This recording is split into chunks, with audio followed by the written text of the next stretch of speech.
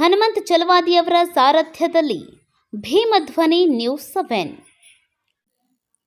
ಸೂರೇಪಾನ ಪಶ್ಚಿಮ ವಲಯ ಮಟ್ಟದ ಕ್ರೀಡಾಕೂಟ ಉದ್ಘಾಟನಾ ಸಮಾರಂಭ.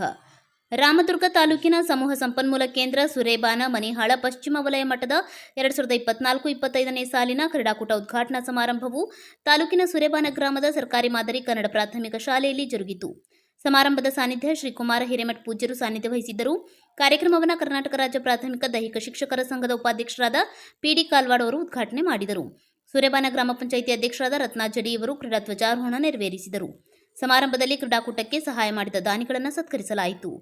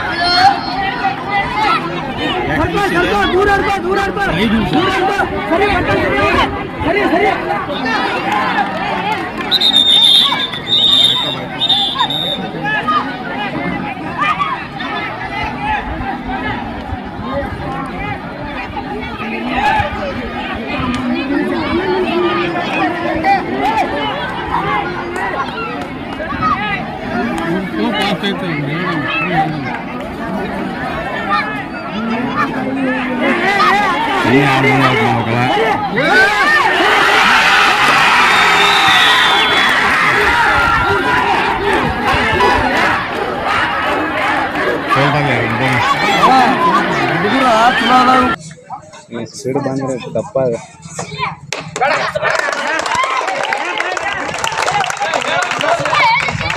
ಇಲ್ಲ